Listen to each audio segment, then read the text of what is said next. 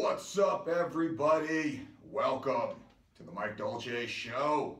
In studio, we have the Bob. What's up, dude? The Bob. It's like the Bears. The Bob. You don't know that. How did that name come about? Bob? The Bob. The Bob. Because you don't have social media. So I said if you did, if I created one, it would be called @TheBob. The Bob. And it just kind of stuck. Gotcha. Speaking of getting stuck, tell us about your weekend. Stuck? What'd you get stuck in there? Again. I was like, what the fuck? Every weekend, Bob has a new story about what he got stuck. Stuck it. Nah, man. Good weekend so far. Nice and easy. Easy like Relaxing, Sunday relaxing. morning. And here we are. We're about to recap this past UFC, this past UFC. And what UFC was it? UFC Fight Night 122 in Shanghai, China. How about that? How about that? How about that? Shanghai, China. Kashmir, Shanghai. How about that? How about that? So Kelvin Gastelum took on Michael the Count Bisping in the main event. And doing prep for this show, I scrolled through the fights of the night, learning from our mistakes of last time, and I saw that Bisping versus Kelvin, or Michael Bisping versus Kelvin Gastelum, was the main event. The co-main event was Li Jingliang versus Zach Ottow. Do you know who that is, ladies and gentlemen? Do you know who either of these gentlemen are? These excellent fighters, great fighters, talented fighters, top-notch fighters. Li Jingliang is 14-4 in MMA, 6-2 in the UFC. Zach Ottow, 15-5 in MMA, 2-2 in the UFC. These are veterans. But from a co-main event perspective, I don't know. I don't know if anybody's tuning in mass to watch these two great athletes fight, and it doesn't mean they're not great athletes. It just means when you're talking about putting on a promotion, a fight card, you would think you have to bring some star power, some Ronda Rousey, some Vitor Belfort, some Conor McGregor. But even those great athletes have some pretty solid supporting casts, co-main events, third co-main events, top, 4 or 5 fight cards.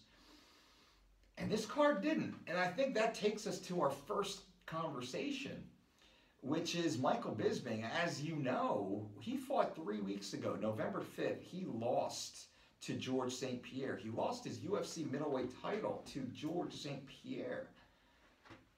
He was dropped from a heavy overhand by George St. Pierre in that fight, and he was choked out cold in the 3rd round of that fight.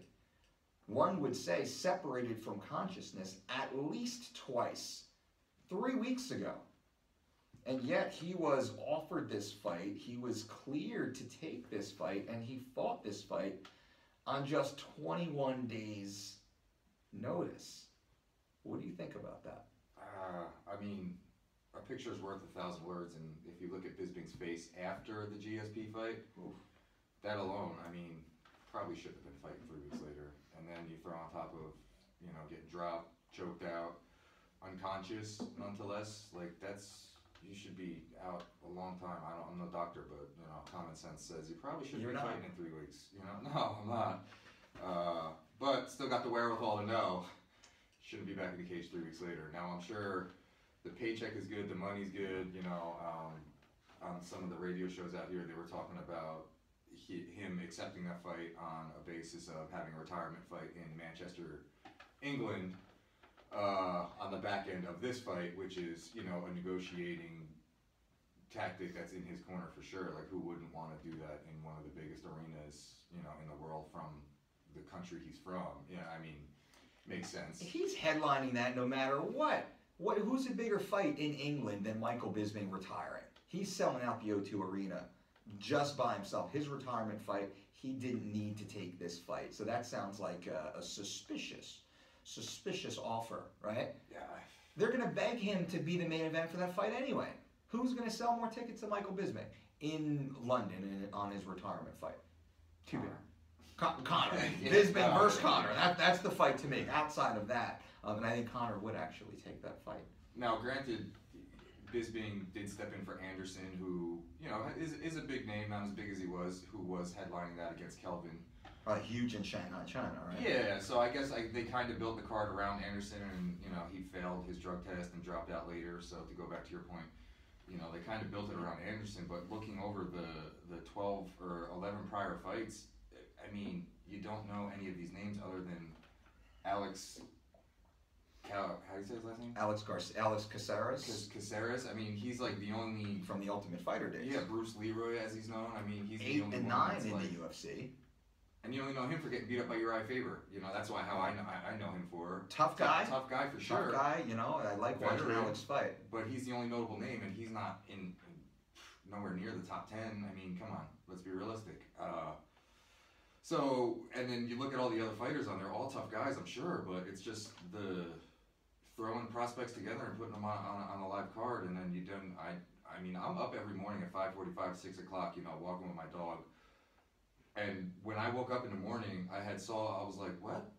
The fights are going on right now? Like, I thought they were on later. It was Saturday morning, like, oh, okay, get ready for the fights later, whatever, get my exercise and all that out of the way, and I saw the results, and I was like, that's really weird. Like, what time are these fights airing, you know? At least, like, they usually alternate it and kind of leverage it out for the American audience, you know, from Brazil. They'll put it a little later. Yeah, they'll prolong the fights, you know, times or whatever, but I was just surprised by that. And then it's no wonder you look at the fight card and it's a bunch of guys you've never really heard of, so why even, it's a waste, you know? This, unfortunately, is a filler card, in my opinion. And what is a filler card? A filler card is a card you throw everybody onto that has to get their fights by the end of the year. Right, we're sitting here knocking on the door of December 1st. There's only a few weeks left. And there's athletes that are promised, guaranteed that they have to get their 3 fights in a 12-month period. They have to get their work in. Excuse me. And they get thrown onto a card. Not that they're not all amazing. They're all great, talented, top prospects, good, tough athletes. But this is not a card that the promotion is putting together to hype anybody, to highlight anybody. They're burying this card, unfortunately, at 3, 4 a.m. America, you know, East Coast or West Coast time. I think they started at 3 or 4 a.m. Pacific time, and then everybody said, "Oh, Dolce, how dare you and your America?" Well, it's not always about America, Dolce. No, that's not true. It is. It is. We have the largest audience, the most powerful audience, the strongest demographic is here in the United States. So from, not my perspective, but from the business's perspective, the entertainment perspective, if they cared about this card getting exposure, they would be exposing it to the American audience. I mean, the NFL, the Super Bowl, that's not played at Shanghai, prime time in Shanghai, China. That's played prime time United States, and that's the reason. So my only point is, this was a filler card. It was a throwaway card for the most part, but they still have to have an anchor and a linchpin, and it was. All the promotion was about Anderson Silva, and the side note was Kelvin Gastelum. Anderson allegedly pisses dirty. He fails or is flagged by USADA for a second drug violation. He's pulled from the card, forthright. And they're scrambling. Who do we throw in? They pick Bisping up off the canvas in New York City, and they throw him across the continent onto another continent into Shanghai, China in under 21 days. Shit, he was on the plane, Monday or Tuesday of last week. So Bisping had to fly November 6th across the United States. Think about that, East Coast to West Coast. Fly across the United States, and I don't know what his travel schedule was. Maybe he took a day or two. Most athletes usually take at least a second day of just laying in the hotel room where they fought before they get on the plane and fly home. I don't know what Mike did. So anyway, he's got to fly across the United States, get settled in back home for a day or two. I would assume get on the Airdyne and go for a jog, probably get a bunch of massages and hot tubs, try and heal that sore, beat-up, damaged body, and then what? Train for maybe a week before he's back on a plane, flying across the Pacific Ocean to China. Have you ever made that trip? That is a horrendous trip. Mike even tweeted, I think, on social media, like, my God, got 14 hours to go on this flight. I'm, going crazy or something along that lines. He spent almost an entire day in the air. I mean, I'm just trying to paint the picture from a health and fighter safety perspective. Now, we know this. Anyone who knows the game knows this. This is what this beast, right? Warrior. I can't say anything bad about Bisping. This is what this fucking stud accepted. And you can't blame him for that, just like we don't blame Sam Alvey for working within the system to get paid, knowing that the fighter is going to say yes no matter what. That's what the fighters do. Fighters say yes. That's why they fucking fight. It's silly. It's a crazy man's game, and they're all fucking crazy men and women out there doing it. Bisping, of course, says yes. I'm sure there was some sort of financial incentive, and I don't think it was fighting over in the UK, because he was guaranteed, he's a lock on that main event. He doesn't even need a supporting cast on that card. Bisping selling out the O2 Arena. And then he's put on that plane, he goes out there, and he gets fucking crushed. He gets creamed. He fucking gets clipped by Kelvin Gastelum, who is a powerhouse knockout fucking artist. Gastelum's a monster. And Gastelum, who's a southpaw, connects with a nasty straight right hand. I'd watch that fucking GIF. Right, it's GIF, not a GIF, as they say. I thought it was GIF, but GIF. What did Marty say? I'm no doctor. I forget what Marty says. He told it. But anyway, Kelvin fucking perfect timing, perfect punch right on the jaw. Bisping goes down like he's never been down before. The one time he went down, the one time he was knocked out, it was when Vitor Belfort head kicked him. Correct? Yeah. So Vitor head kicks Bisping years ago, 4 years ago maybe, 5 years ago. I was there with Nick Lenz for that fight. Nick had a great night that night also. TRT Vitor also. That was the transition. That was the transition. Looking like a superhuman. And you notice that's when we transitioned out. Because we did work with Vitor for quite a few fights and had a great run with him. But and legal TRT, so I can't begrudge Vitor for doing that, and anybody else who was at the time. Hendo, though. He got Hendo bombed. Hendo, okay. Can't forget that. That's right. Hendo bombed, Vitor bombed. And what my point was, how many total fights did Bisping have?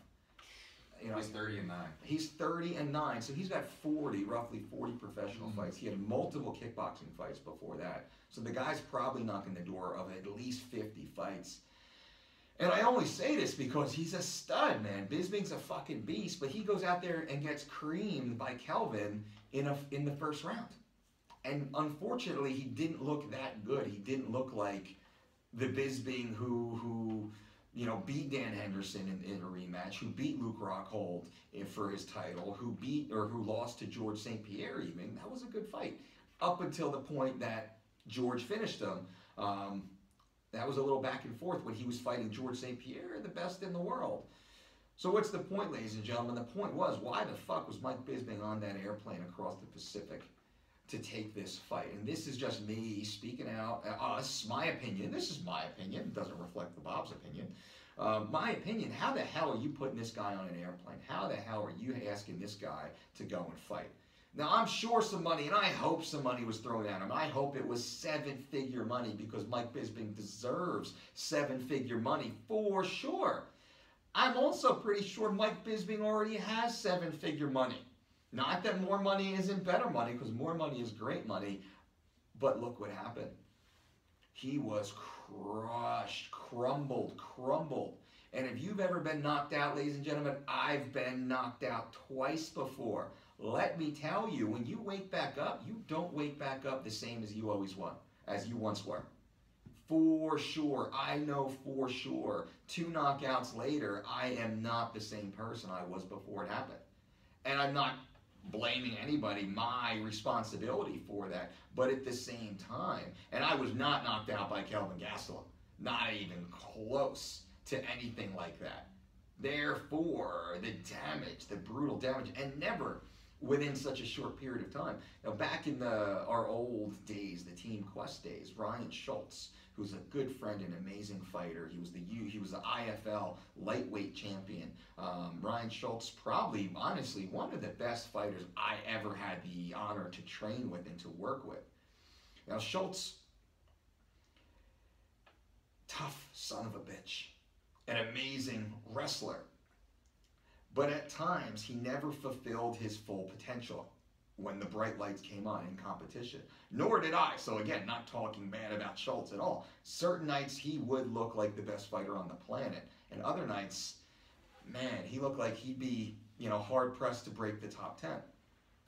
Well, Ryan Schultz got a big contract after the IFL. And he flew over, and he got, Sengoku. He got a big contract in Sengoku, a big contract at that time. And that big contract was mid-5-figure paydays. I don't want to put people's business out there. I don't know if it was reported, so it's not my responsibility to tell you what he was making. But more money than he had ever made in any fight ever before, which was amazing for him. And he goes out there, and I don't want to talk out of turn, so I'm going to speak specifically to the dates here. And he's excited. He's got a lot of steam and a lot of momentum behind him. He's catapulted his way onto the national scene. And here we go. All right. This is pop-ups, websites, fix your pop-ups. All right, so Schultz goes out there, and in May of 2008, he wins a decision against Davidis Tarosevicius in the IFL. I think he was on Henzo's team, right? Pretty sure he was on Henzo's team. And he's the IFL champion. He was on a streak. He beat Joe St. Pierre, he beat Savant Young, he beat Aaron Riley, he beat Chris Horodecki, he beat John Gunderson, our friend, and then he beat Davidis. So he was on a 2, 4, 6-fight win streak with a legitimate world title at the time. He gets the big deal with Sengoku and Bellator when IFL folds. He flies over to Japan, and he fights Mizuto Hirota.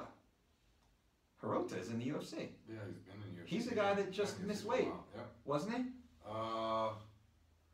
He might have missed weight, I don't know. He's been fighting in the UFC for a while, though. But can you look that up while I'm talking about Schultz? I think he just missed weight. So he goes out there, August 24th of 2008, he fights Mizuto Hirota in Sengoku. And he gets knocked out. Schultz got brutally knocked out via Superman punch. That's August 24th. September 28th, a month later, 4 weeks later, Schultz is fighting Jorge Masvidal back in Japan, in Sengoku. And what happened? Schultz gets knocked out, brutally, viciously knocked out again in under 2 minutes. Nothing was working for Schultz that night. His wrestling nothing was there that night. And that was brutal, and that was tough, and that was terrible to watch as a friend, as a teammate, as a compatriot in the sport. That was terrible to watch. That he was going back over there on such short notice because, like Bisping, Schultz is a fucking warrior. You want to talk about a man, a real fucking man, a gritty, hardworking man. That's Ryan Schultz, man. This dude is, I look up to Schultz. Actually, my time with him, man, I look up to him in many ways. Tough guy. But unfortunately, the system didn't protect him either. And that's what we're talking about here. Hirota did miss weight on September 21st. Hirota missed weights, yeah. Big, he strong. Almost fell off the scale trying to make weight. All right, yep, all right. And what the point is I've seen this before. I was in the training room. Schultz was my roommate in the IFL. I was a 70-pounder, he was a 55-pounder. We stayed in the hotel together. So I traveled the country, we traveled the world with Schultz. We cornered fighters together. I do them very well. Took that fight on short notice, 30 or so days later. Now he's on a plane. Remember, knocked out on August 24th. You stay a day or two. You fly back from Japan. That's a hellacious flight. All the way back up to Portland, Oregon. There for a week or two. And back on a flight across the Pacific Ocean again to go and cut weight and fight again. Terrible. So what I say, people, is just terrible. But where's the system to protect the athletes from themselves. And I hear a lot of hype about it. A lot of people talk about it. And I hear a lot of comments about health and safety. But I don't see anybody doing anything about it. Nothing. Now, Ben Folks, who's one of the most respected journalists, legitimate journalists in MMA, he writes for MMA Junkie in USA Today, and Ben came out with a pretty good article, albeit a few days late because it came out November 25th. I would have loved to have seen this come out November 15th, right after news was announced that Bisping had accepted the fight. I would love to have seen the MMA media as a whole say something and do something about it, but they didn't. I have my own suspicions as to why. But Folks writes, and the title of the article is Michael Bisping's 2 stoppage losses in 3 weeks leave UFC with one big question. And that's what I like about Folks. He tells it like it is. He goes straight after it. If you haven't read Ben's stuff, definitely look him up. Now, and this is Folks. So I'm going to read directly from the MMA Junkie article. For the second time in 3 weeks, Michael Bisping made the long, lonely walk to the octagon for a UFC main event. Also, for the second time in 3 weeks, he got hit with a hard left hand that took his legs out from under him, with defeat following close behind. The second one was a lot harder to watch than the first, but that's at least in part because the memory of the first was still so fresh. And Ben goes on to discuss a little bit about the fight with Kelvin, and then he says, for starters, there's the question of how he got there. Bisping received a 30-day medical suspension from the New York State Athletic Commission after his loss at UFC 217 earlier this month. And that is where he was choked out cold by George St. Pierre in the 3rd round of their main event world title fight after being dropped. And I saw Bisping get dropped twice. Once he got crumbled by GSP. I'm pretty sure he got dropped twice in that fight.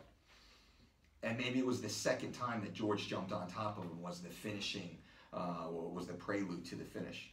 Now, Ben goes on to say, but as officials from both the UFC and the New York Commission told MMA Junkie, at some point, and neither provided an exact date, that suspension was decreased from 30 days to 7. And that's how, just 21 days after losing the UFC middleweight title, Bisping was free and clear to fight again at an event where the UFC essentially acted as its own regulator. Always. Always, always.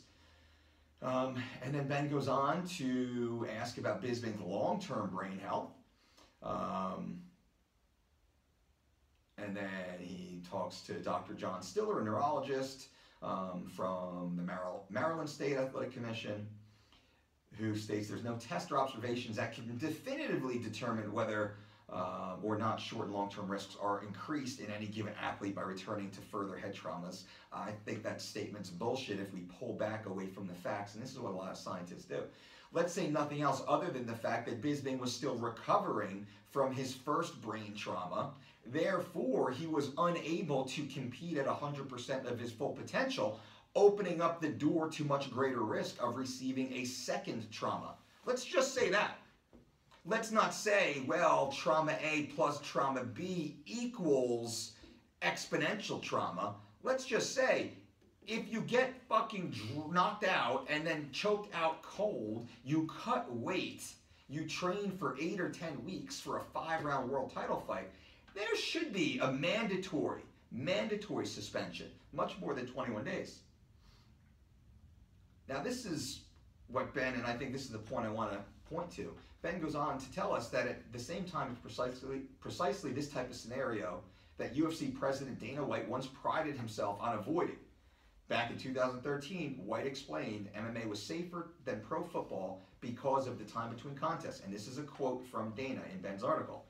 First of all, if you get a concussion, if you get knocked out, or you get hurt whatsoever in the UFC, 3 months suspension.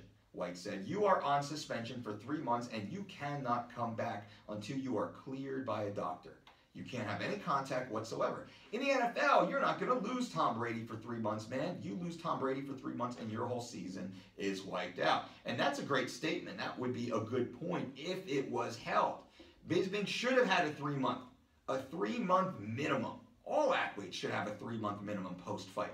Unless it's some sort of, I don't even know about that. Maybe it's the 30-day. But if you get finished in a fight, it's a mandatory 3-month. 30 days if you fought, period, the end. I don't care if it was a 10-second knockout, 3 months after. And this is this is just, an opinion here, but I think it's a very well experienced opinion. A lot of fighters who win shouldn't even be fighting for 3 to 6 months, based upon the wars they're Sure. in. That's off of victory, It's just every fight, every round, every decision, every loss, every win is, fighter to fighter. Brutal. Yeah, but it's each individual. There's no one unique injury. There's no one. It's every problem, every injury, every issue is unique to that person or that individual, and it's just hard to separate it. So they all need to be directed and diagnosed correctly, to that person's injury or whatever the issue medical is. Evaluation. For sure, man. And so who is the guy that was that Who allowed it? No. Who's the doctor that sought after Bisping after the GSP fight, and then when was his next evaluation, and then his next evaluation a week after that? Like, who are these people that are clearing him? Let's hear what they got to say about it. Let's hear maybe they got some type of medical, like, oh well, this is why we do it, and this and this. Like, okay, what let's hear about that, But you don't hear about it. You just hear the sideline stories because I doubt it exists because it's not safe. Yeah, and I think that's where I call the media to task. Lately, the media doesn't really seem to be asking the hard questions. When we've been going after them about the weight cutting. Why is the media not talking about weight cutting like they were talking about TRT? That's really what I would love to know. TRT was thought to be a danger to the health of the athletes, the opposition, and every journalist and every website every week carried big TRT features. And TRT was eradicated from the sport. Bravo. weight cutting's been involved in MMA well before TRT, and it continues, and it gets worse. And there was a young lady who recently passed away while cutting weight. I don't have the full story in front of me. I know MMA fighting had followed that. We'll talk about that here in a few minutes. But there are actually people dying from cutting weight improperly, and from being unhealthy during their weight cuts, and from not having proper medical supervision, and not working with dietitians, registered dietitians, certified, licensed professionals that are experienced and qualified in medical nutrition therapy. And athletes are getting hurt bad. But there's no media cry out for that. Look at Sam Alvey's 40-pound weight cut on under 10 days' notice. Now, why doesn't the media call out the organizations and the commissions for that? On this fight card alone, going back to our last podcast, where there's 4 people that missed weight and they all won. This one too, make it 5 in a row.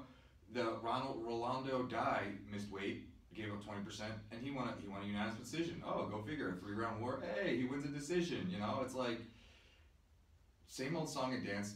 Nobody talks about it. The headline about it is like, oh, he has some type of miracle win for Ronaldo Dye. Like, miracle win, bro? You cheated. You cheated. How much did he miss by? 2 pounds, 148 he weighed in. There you go. 2 pounds. 2 pounds. You don't cut the leg. That's if you're gonna miss weight, miss by 2 to 3 pounds. Yeah. That's the thing, because you're gonna feel so much better. But those 2 pounds are the difference between 100%. life and death inside of the ring. You know what I'm saying? 100%. But you just feel for the guy that cut those 2 pounds, and compared to the guy that's just like, yeah, here's my 20%. My entry level 20%, but I'm also going to get a raise off of this because I just had a miracle, and so I'm going to gain incentive off of this loss of 20%. But in my grand scheme of things, I'm not suffering any type of restriction or Take 20%, a 20% step back to make a 200% raise on your next fight. Especially when you're moving, again, it's moving up the ladder. If you're like a top 20 or so guy, you're trying to break into the top 20, you get that big win, now you're in a top 20, you're looking at a top 10. You're looking at a huge page up. Especially you're looking at bigger fights on the card, you're looking at bigger names, you're getting bigger paydays, you're getting better sponsorships, you're getting more notoriety. Why not? And that's what we talked about on the last podcast. That happens all the time. But how come the media doesn't talk about this? The powerful, intelligent MMA media, why don't they talk about this stuff? Why don't they use the power of the pen and talk about this stuff instead of it being after the event? Why didn't this Ben Folks article come out before the event when we were all thinking it?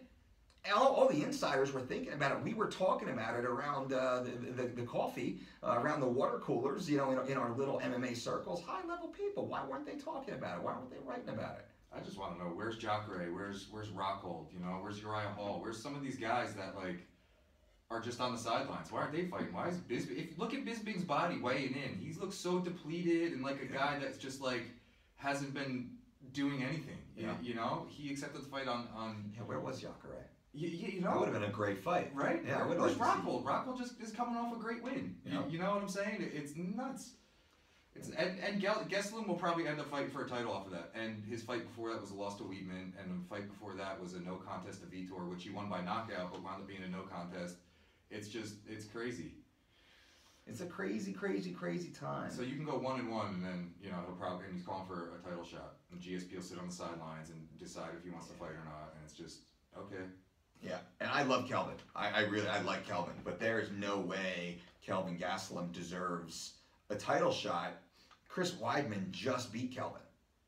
Weidman hasn't fought since he beat Kelvin. That right there puts Weidman at the front of the line. Weidman is a former world champion, multi-time world champion, multi-title defenses over tough guys. Weidman deserves that shot well first.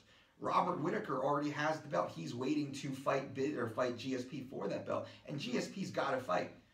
Whittaker's next fight must be against GSP. That's bullshit. I mean, really, that's bullshit if Whittaker has to, again, because he just took that title from Romero, or won that interim title from Yoel Romero. Now he's got to fight another guy? No, bullshit. Whittaker, he did it. Kelvin's coming off a loss, and I love Kelvin Gastelum, but let's call it what it is. Kelvin had some serious, serious weight problems on the scale. He couldn't make 186, and actually, he failed to make 186 the first time he stepped on the scale with seconds to spare on the official clock. He was running out the weigh-in clock, shows up as the last fighter, and he weighs in at 187 pounds. Now, we're going to do a video on this, so make sure you check out our YouTube channel so you can see Kelvin's Magic Underpants. That's going to be the name of the YouTube video. And we actually are going to show you the trickery used and some of the suspicious activities going on around this specific weigh-in. But this is what all athletes do, and I'm not mad at Kelvin. I'm not mad at Kelvin for it. Because it's Matt Lindland 101. If you ain't cheating, you ain't trying. You know what I mean? It's what Daniel Cormier did to lose that 1.2 pounds in New York, where he skirted his way over the scale. And Daniel knows what's up. We all know what's up. It is what it is. Kelvin went out there and he gamed the scale, but I think he had some help. There was some administrative help for Kelvin, because Kelvin somehow stepped on the scale at 187 pounds, took off his magic underpants, stepped back on the scale 10 seconds later, and weighed 186 pounds. There is no such thing as 16-ounce underpants, ladies and gentlemen. You say, oh, well, no, they can weigh that much. Here's what you do. Grab a 16-ounce bottle of water and grab a pair of underpants.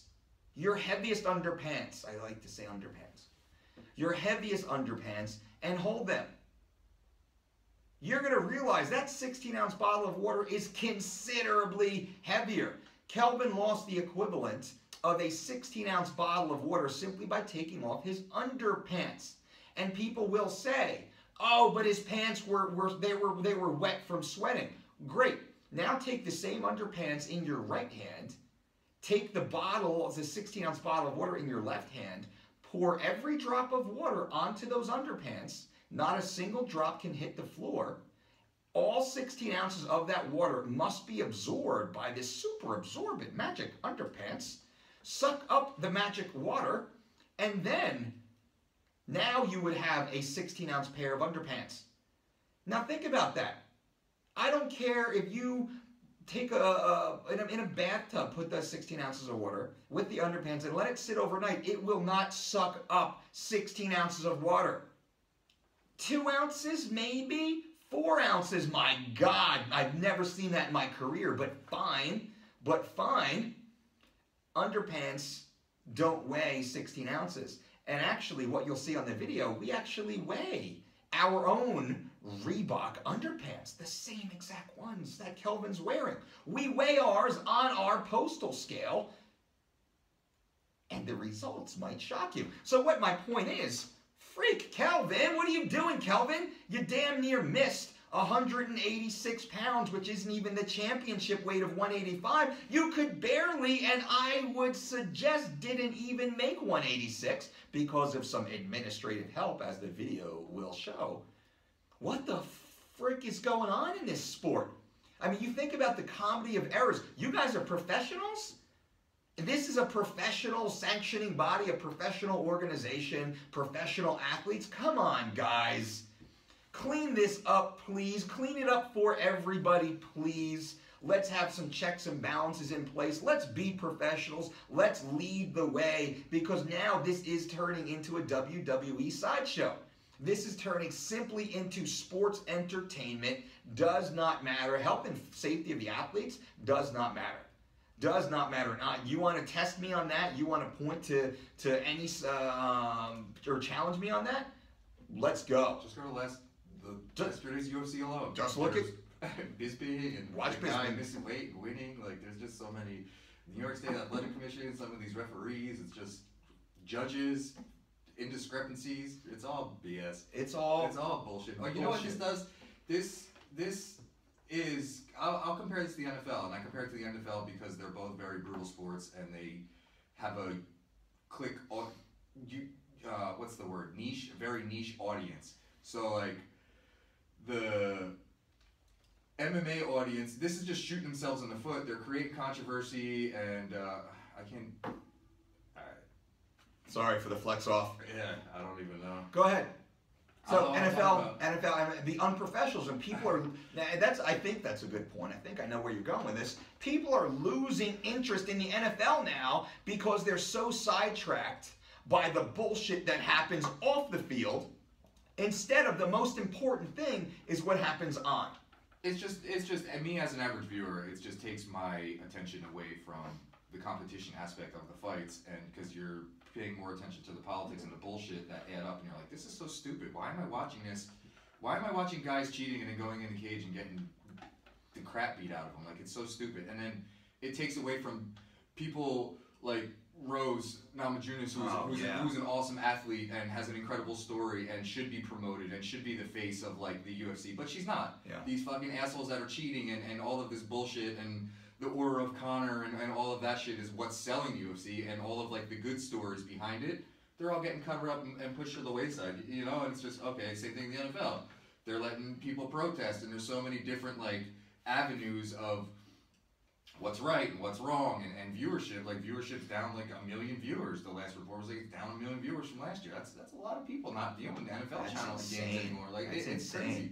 And a lot of it has to do with like the way their political stance is. Whether it's right or wrong, it's taking away from their viewers and what they want to see and what they want to hear and what they want to watch. Same thing with UFC. These guys missing weight. Matt Hughes said it best. He just did a show with Joe Buck. It's called like Undeniable, and it's basically just like you sit down. Matt Hughes, 9-time UFC champion. Oh yeah, Matt Hughes. Oh, good to see Matt's back. Yeah. Oh, cool. It's pretty cool interview. You can Google it. But he just said UFC just had that special feature, and they lost it now. It's just not as special anymore. And you know, I agree with him. It's just too many shows, too many fight cards with guys you don't know who they are, and now they're cheating, and missing weight doesn't matter. There's no repercussions for it. You're still getting promoted and getting raises off of, you know, advantages based upon not doing the same work as the other guy, which fucking sucks. Yeah. Just relating it to everyday people, if you're doing the same amount of work and you know how much it sucks that, oh, well, Joe Schmo's getting promoted, and you're like, what? I was just grinding for 10 hours, and this guy's like floating around doing nothing, and he's getting my bonus? Like, fuck that. Yeah. Everybody knows that feeling, you know, and it's just to watch it. Sideshow. Something you don't have to watch, that you're like, no, I'll take my time, and you know, and I've been doing that lately. I've been taking my viewership and just not watching anymore sometimes, and it's just, and I can't even find the fight when I do want to watch. It's already over. It's already over. What are you doing? What the fuck are you doing? Was that a Fight Pass card? Dude, I don't even know. I don't know. I woke up at 5:45 in the morning and I look at my phone and like, oh, okay, the fight's already going on. There's results. Okay, great. Yeah, good job. Terrible. Bravo.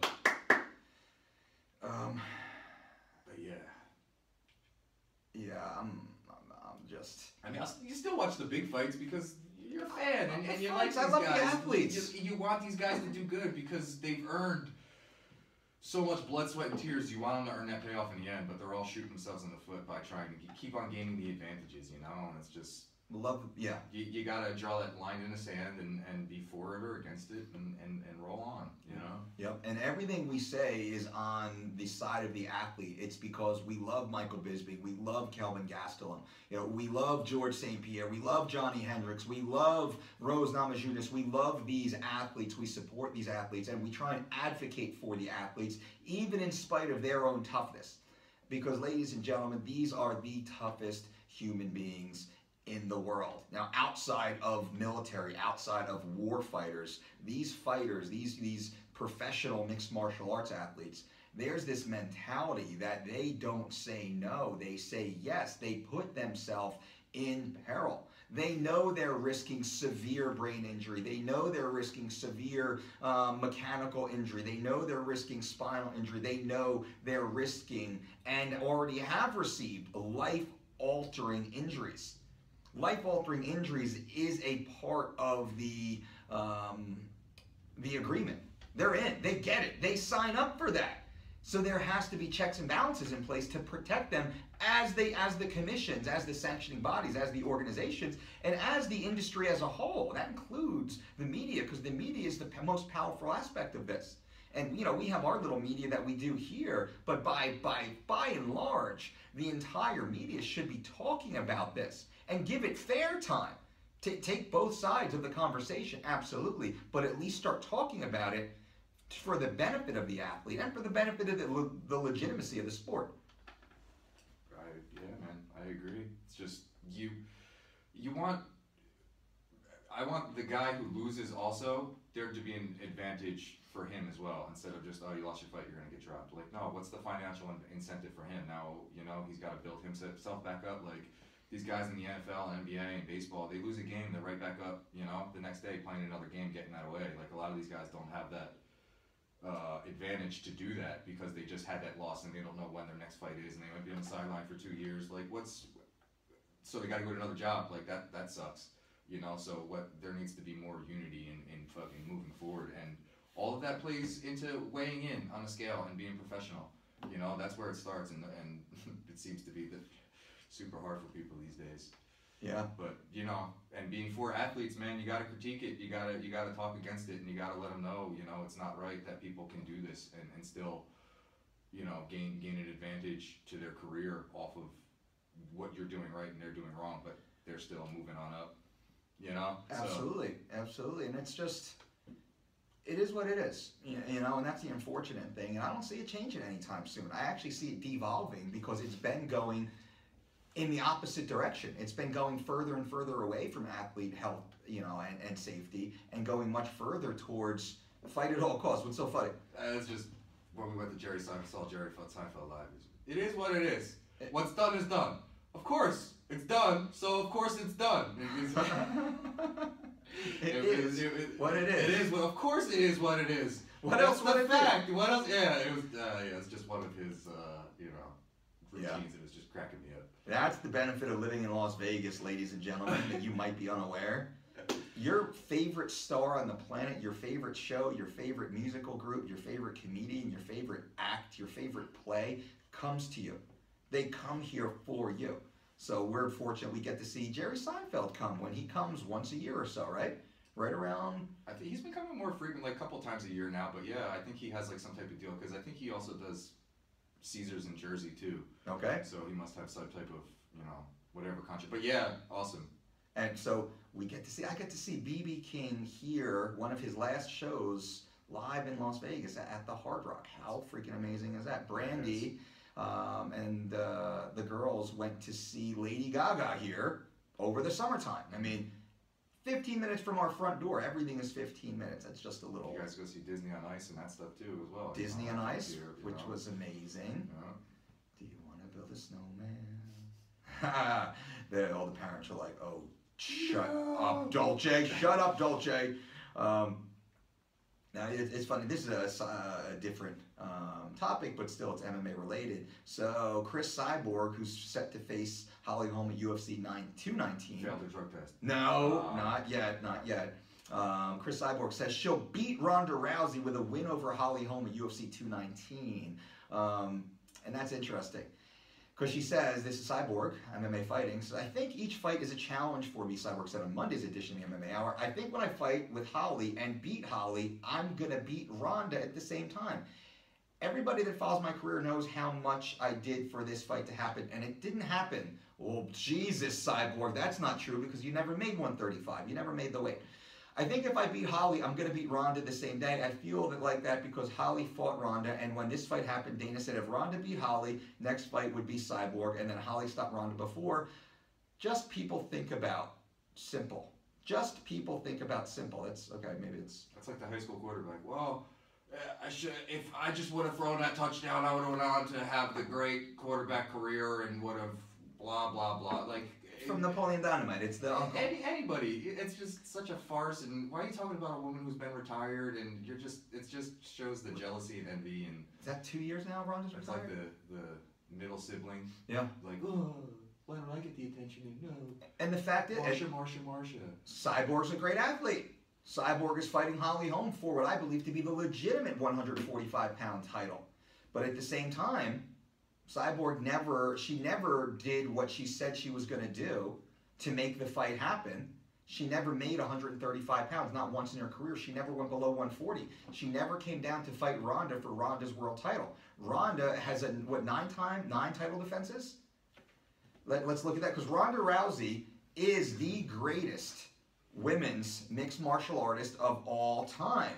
Why do I say that? I say that because Ronda holds the record for most consecutive world title defenses that Joanna Jędrzejczyk could not beat. Even Joanna, as great as Joanna is, Ronda has, let's see, 1, 2, 3, 4, 5, 6.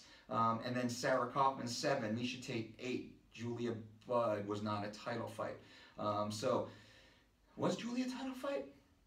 I do not recall. That being said, Ronda has the record for the longest title reign, the most title defenses, which means she fought the top of the top. Ronda truly did fight the best women of her time. Cyborg, unfortunately, has not yet.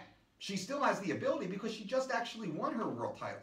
So she has the chance to, and again, I'm not bagging on Cyborg here. I'm just saying, you go out and defend the title 3 times before you start talking about beating Ronda, zoning in on Ronda, a lady, an athlete who has been retired for almost 2 years now. Come on, that's like Floyd Mayweather coming back and saying that he was better than Rocky Marciano, that he would beat Rocky Marciano. He's better.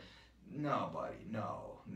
That's not true. That's not the way it works. You're both great athletes, and you never had the chance to keep. Now, Floyd and Marciano, obviously completely different weight classes, but still. You can't make that type of comparison. It's called MMA math, and MMA math never works out. Never works out because Miesha Tate went out there and beat Holly Holm. Does that mean Miesha's better than Ronda? When Ronda beat Miesha twice, beat her twice and beat her decisively twice.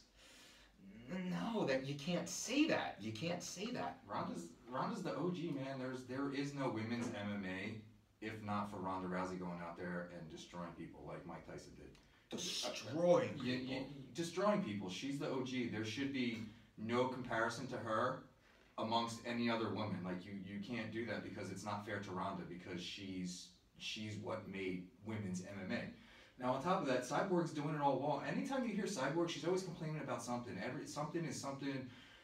She's getting drug tested too many times. There's no women's division. Like they built her a weight class for her. There's not many women of that weight bracket. They built you a weight class. You're fighting for the women's title. You're like the champion. You finally. Wait, she won the title. She won the title from a 135-pounder who took the fight on short notice. I mean, come on. So many things are being put to her advantage, and she's still whining and complaining. Like every time you hear a Cyborg thing, it's always a complaint and something. How somebody's always trying to attack her, and she never talks about the things that are done for her. Well, you're the champion of a division that was created just for you. So there you go.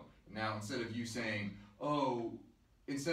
Ronda, I'm gonna be beating up Ronda by beating up Holly. Like, no, you should be saying like, I hope I can only be as great as a champion as Ronda was. She carried herself and made the women's division what it is. Now I only hope I can take that torch and carry it, you know, and be the new face. Like, that's what you should be talking about. Not, oh, I'm gonna kick her butt by fighting some ghost. Like, that's use that as motivation, sure, but that's so stupid. You should promote yourself better instead of being hateful. You should just be more positive and look for, you know, a different way to carry yourself, because then more people are going to follow you instead of people trying to butt heads against you. Like, no, you did this, and this wrong. Like, instead of like, oh, you know what, Cyborg?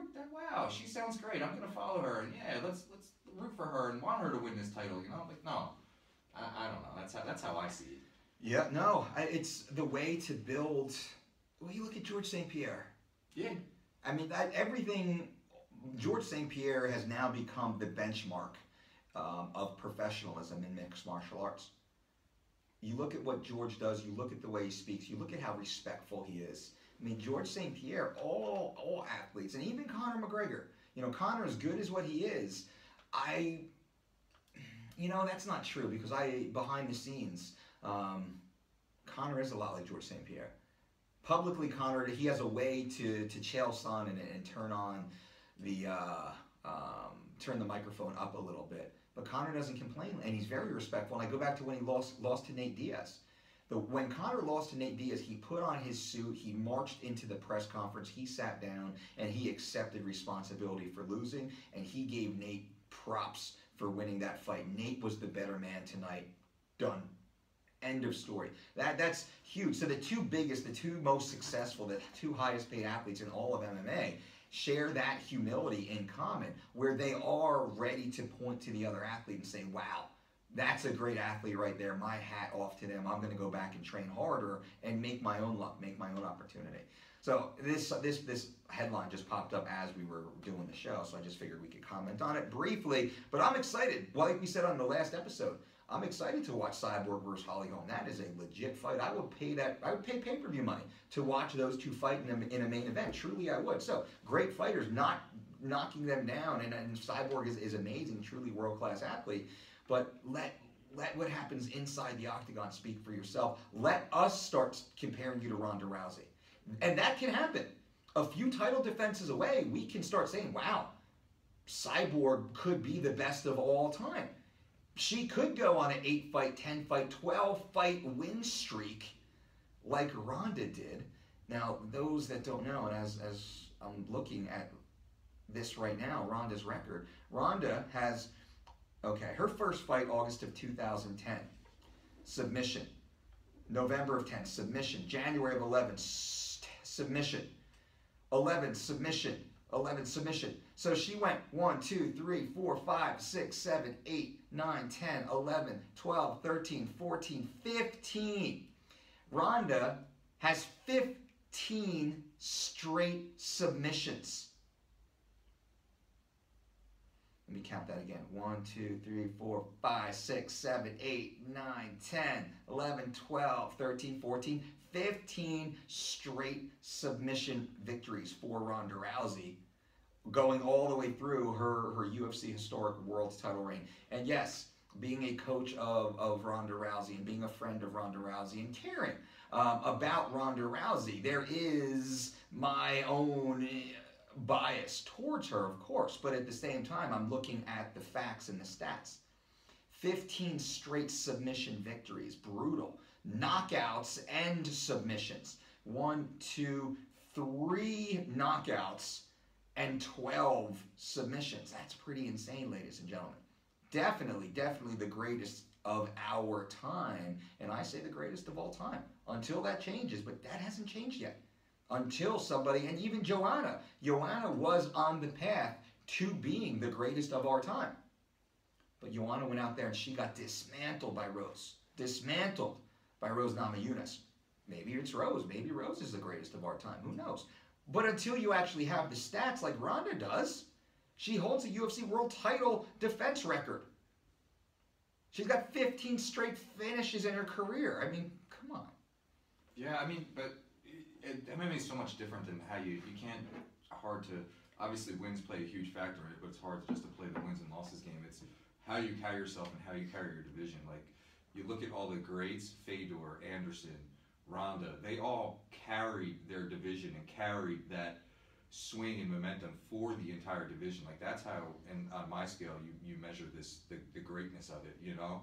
And Cyborg to an extent has done that, but she hasn't because she fights at a weight class where there aren't that many dominant women who can fight that. They're all women who are fighting 125, 135 and bumping up and not cutting weight and stuffing themselves with, you know, cakes and food and hydrating themselves just in hopes of making the weight while Cyborg's cutting and trying to. So it's just, you know, an uneven balance, and she hasn't really carried the division for him. She has an opportunity to do that, so let's hope she does that. But, you know, just stop hating on the OG because it's not going to do anything to benefit. It's not a good look. You know? Also, because Ronda has tens of millions of fans around the world. Because she carried the division. She carried it. That's why she has all of those followers. She carried it. Yep. You know, Fedor, Anderson, they owned it. GSP, just measured with greatness, carried it. BJ Penn carried the division. You know what I'm saying? It's just, that's how you, Matt Hughes carried the welterweight division. You know, it's like, that's how you really, Weidman, good champion, but he's not great. He didn't carry the division. You know what I'm saying? Same thing with Rockhold, Bisping. These are all great, awesome, fucking stud athletes, but they're not the greatness. They're not carrying the division. You know, they're That's just a good point. You know, you really got to weigh that out. So yeah, it's just I take the wins and losses out of it and really how they just put it on their back and shovel through. Yeah, no, that's a good point. Connor's carrying it. You know. Yeah. Conor on the other hand, I wish Conor would pick a division though and fight his title. I'd love to see Conor fight twice a year in the UFC for his title.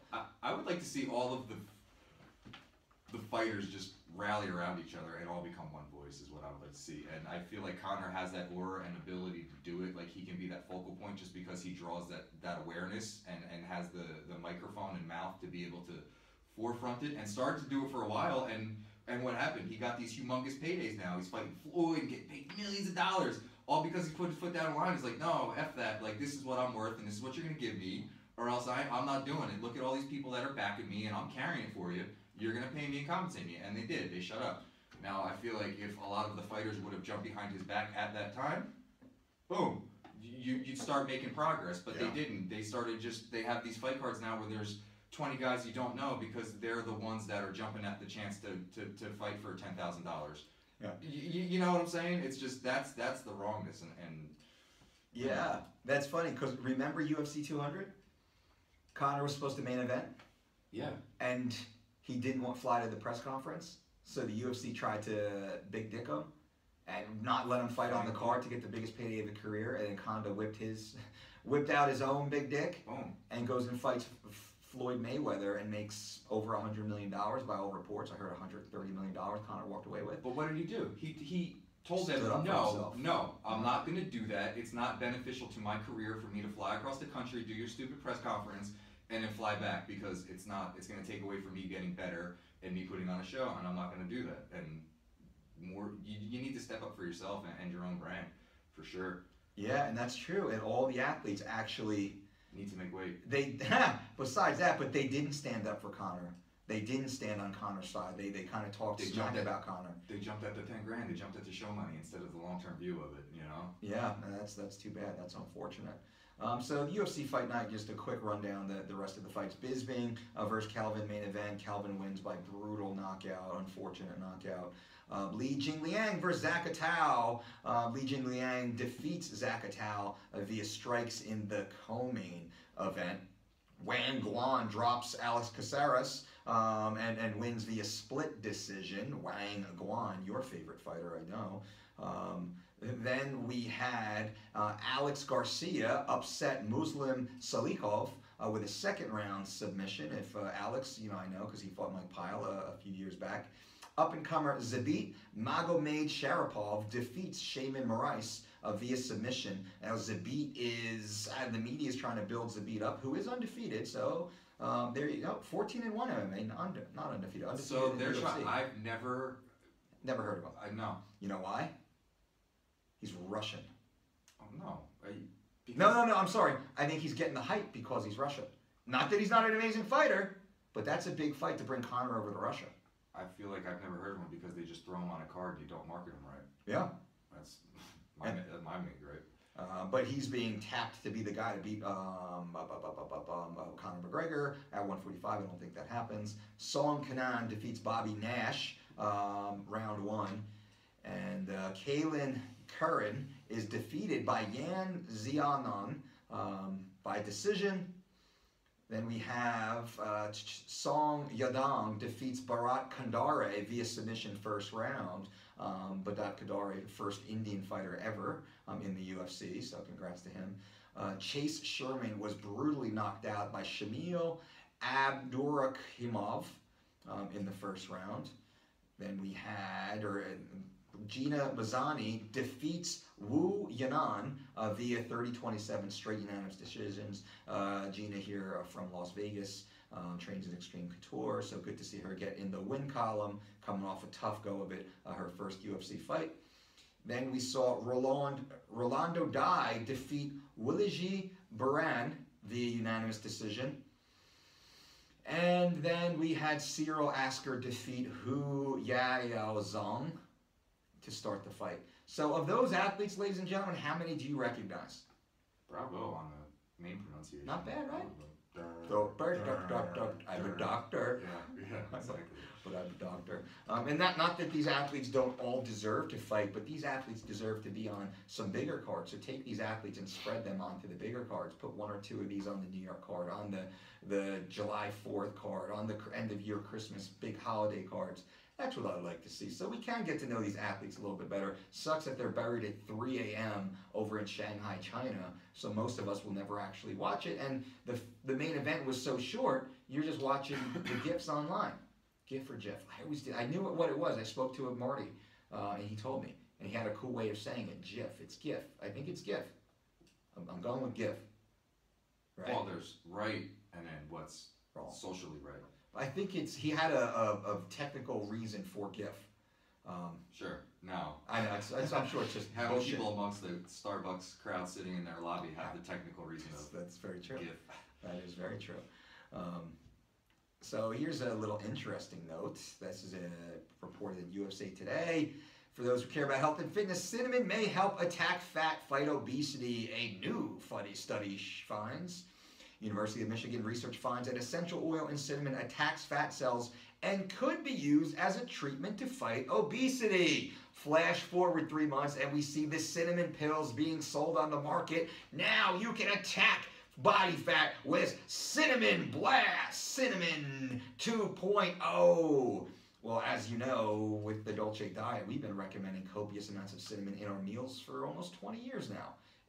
So, University of Michigan, are you kidding me? USA Today, love you guys, but this is breaking news today? No, I think we knew about that like 20 years ago, like 40 years ago, like 200 years or so ago. Hashtag eat real food. Cinnamon has been part of our diets for thousands of years, and people generally enjoy it, says Jun Wu, a research assistant professor at University of Michigan's Life Sciences Institute. So it can help protect against obesity. So if it can help protect against obesity too, it may offer an approach to metabolic health that is easier for patients to adhere to. Well, we know cinnamon has a dramatic impact on insulin regulation. We've known that for so long. So it's weird that this is actually a study making news, but I guess it's a good thing that people actually read it today that don't know.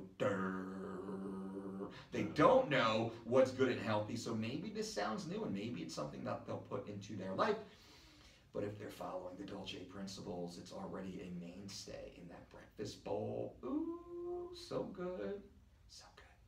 So good. What else we have going on, Bob? Cinnamon's delicious. Cinnamon is delicious. What else is going on? Nothing, man. Holidays just getting wrapped up. Ready for the week to start. Ready. So today's Sunday. Today is Sunday. The Sunday wrap-up. UFC Fight Recap. Make sure you check out our YouTube page for Kelvin's Magic Underpants. That's going to be a good one. Kelvin's Magic Underpants. You gotta put. You know what you gotta put on there? You gotta put Kelvin's picture of when he worked with us. His second, I think it was like his second fight in the UFC. You should put his picture on there, and then put his picture from to Friday's weigh-in, and then just look at the comparison. That's all I gotta say. Look at, and it's the total definition of Kelvin. I'm not mad at you, bro. I mean, Dolce I'm not diet. trying to bash you, but it's the definition between healthy and unhealthy. It's just honestly, you see a dramatically different physique. Yeah. For sure. Yeah. And that's, I'm just very proud of the good work that we do and the healthy athletes that we're able to produce. So make sure you check out that. That's a good one. And it's not about Kelvin, really. It's more about healthy to unhealthy, being professional to unprofessional, being ready for ready. Yeah, it's too bad. It's unfortunate, man. Just to see a lot of these athletes go through such pain, such struggles, to go out there and endure such pain and have such great struggles. So UFC Fight Recap done. It is an exciting week. We got great guests coming up on the show. We have Mr. Rob Wolf coming up. Hopefully this week we'll be catching up with Rob, so look for that one here soon. I'll let you know. We have Dr. Andy Galpin coming on the show. Dr. Andy Galpin is the coach for Helen Maroulis, the United States freestyle wrestling Olympic gold medalist. Dr. Galpin is an amazing scientist in his own right and has just great content to share. So I know you guys are excited about that. So we have Mr. Rob Wolf coming up. We have Dr. Andy Galpin coming up. Looking to get Mr. Stan Efferding back on the show here real soon when he's back in Las Vegas to end out the year with the world's strongest bodybuilder. Good stuff coming up. So ladies and gentlemen, this podcast is brought to you by Onnit. Go to onnit.com/Dolce. Save 10% off on everything. And I'm sure you can get some of those Christmas deals. Onnit's got great holiday shopping deals going on right now. Onnit.com/Dolce. And make sure you use the /Dolce to let them know we sent you there. We appreciate that. Aubrey will pay me in Trilogy nut butter the more people that actually use the onnit.com/Dolce, and I have a fiending for that. I think I'm going to put that on my Pitbull pancakes this morning. Ooh, it's so good. Also, we are brought to you by 3 Weeks to Shredded. If you want to lose up to 21 pounds in 21 days, go to thedolcediet.com right now and order 3 Weeks to Shredded. Join the 3 Weeks to Shredded community. This is a community, ladies and gentlemen, you might not know. TheDolceDiet.com, you become a member of our online community. You have your own profile, you have your own platform, you have your own personalized, individualized diet and exercise program. Every meal, every ingredient, every recipe is calibrated exactly for you, 100% specific to you. We have an amazing online forum, which I was on there last night talking to everybody. That's fun, so you can support each other inside the online forum. We have a very cool body avatar. When you put in your starting weight and your starting measurements and your starting details, it builds you a very specific avatar of you, and it looks uncannily like me. It looks uncannily like you. It looks like the person putting in the information. It's your body, it's your waist, it's your chest, it's your shoulders, it's your arms, it's your legs. And then every week when you update it, it changes. So you can see where you start, the way you start, and then as you scroll through and update and change each week, you can see how dramatically your body changes. I love this aspect of the site. It was very difficult, very expensive to build, but it is oh so worth it. 3 Weeks to Shredded is the most successful weight loss program on the planet, used by the world's greatest athletes, and we have a 100% success rate in getting the world's greatest athletes in shape and on weight on time with a deadline. That doesn't happen. That just doesn't happen, other than thedolcediet.com's 3 Weeks to Shredded. Check that out. Also, we have some good little deals and specials going on right now. You guys know all that stuff. We are happy to help you get product in your hands for the holiday season. It makes a great gift, ladies and gentlemen. The 3 Weeks to Shredded, our Living Lean cookbook, Dolce Diet signature t-shirts. We have that all available for you who want it. Now's the time. You get some good deals. Give it as gifts. We have our Black Pack. You got a college student, you got someone who travels a lot, get them the Black Pack. Get them the Black Pack from DolceDietShop.com. It's fun. It's amazing. Get it for yourself. Treat yourself. Tell your family and friends to get it for you. We have a gift card. Get the gift card at the Dolce.shop.com. Get the gift card so people can buy the Black Pack themselves or whatever the heck else they want. Make sure you're following us on Twitter, on Instagram, on Facebook at The Dolce Diet. We're at The Dolce Diet everywhere. And make sure you're following us on YouTube. New content coming out. Subscribe to the channel. Subscribe to the subscribe. So if you don't subscribe to this podcast, please do. That definitely helps us in our rankings. We appreciate it. And leave us a comment just to say hello. It's nice to see you guys talking on there, but at the same time, that does help our ranking. So we appreciate it. A good week ahead. We're pushing hard. We're pushing hard through December. Excited for the products and the content that we're going to be creating. Make sure you're always checking us out on Instagram, as I do my Instagram live Q&As nearly every day. How often do I do those? A lot. Too much. Yeah. Almost too much. I just hear you yelling from the other room. Yelling, I get heated, man. Right. Hashtag not keto. You keto fools are pissing me off. But that's okay. That's not what this podcast is about. We're going to do a podcast. Actually, we're going to be talking to Rob Wolf about keto and ketosis and low carb dieting. We're going to be talking to Andy Galpin about keto and ketosis and low carb dieting. And it's going to be interesting because I don't know how they stand. I think Rob stands a little more on the keto side than we do. So that's going to be a fun conversation with Rob. And Andy, I've heard a few of his statements, but he's a very, very brilliant guy, very articulate. Rob is also, of course. So I don't know. I'm going into heavy waters here with two of the brightest minds in nutrition and performance. So it's going to be interesting to hear this conversation. I'm sure universally we agree on 90+% of universal law, as we'll call it. But it's going to be that 10% that's going to be the interesting parts of the conversation. So we will definitely see. We've got a few other big namers coming up, but we'll talk about that in the near future. Anything else, Bob? Sounds good. Sounds good. Ladies and gentlemen, thank you all for being here. We appreciate it. I like doing these early morning Sunday fight recap shows. It's a good time. But we're also going to be doing more of the long-form interviews. Those are a good time, too. And then me screaming into the microphone. And guess what? Brandy's going to be coming back from time to time, trying to get Brandy on at least one day per week. Now that the babies are growing, they're scooting around. They're more self-sufficient these days, so we can squeeze Brandy into the studio for about 60 minutes or so, hopefully, while the girls are taking convenient naps. Yeah, all the moms out there are like, yeah, good luck. Good luck. We scheduled it for 11 o'clock, and guess what? Their Arden's going to wake up at 11:02. I'm awake. Let's play. All right, ladies and gentlemen, thank you guys, and have a great week. Remember, don't count calories, make calories count. Boom.